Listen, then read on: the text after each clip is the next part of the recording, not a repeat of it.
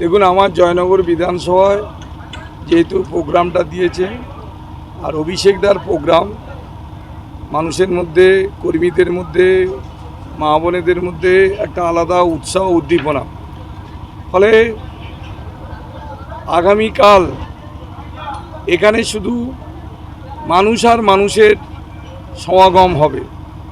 আমাদের যে মাঠ, সেই মাঠের ডবল মাঠ হলে আমার কর্মী সমর্থকদের আমি জায়গা দিতে পারতাম, কিন্তু মানুষের যে আবেগ, কর্মীদের যে আবেগ, মা বোনেদের যে আবেগ, সেই আবেগটা তো আমি বঞ্চিত করতে পারি না।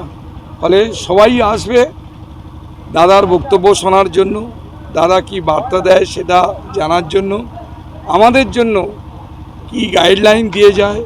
আর এক সপ্তাহ পরে ভোট, আমরা যে গাইডলাইন দেবে, জয়নগরের সর্বস্তরের নেতৃত্ব, একদম পঞ্চায়েতের মেম্বার, সমিতির মেম্বার, কর্মাধ্যক্ষ, ব্লকের নেতৃত্ব, আমাদের বিএলও 2, পঞ্চায়েতের মেম্বার থেকে সর্বস্তরের নেতৃত্বরা, কর্মীরা সেই গাইডলাইনটা আগামী এক সপ্তাহ নয়, ফল যেদিন ঘোষণা হবে 4 তারিখ মে মাস, 4 তারিখ পর্যন্ত আমরা সেই গাইডলাইন অক্ষরে অক্ষরে পালন করব।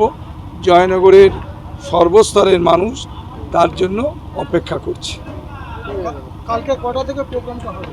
প্রোগ্রামটা আমরা 1টা থেকে শুরু করব, দাদা 2টোয় ল্যান্ড করবে, 1টা থেকে আমাদের প্রোগ্রামটা শুরু হবে।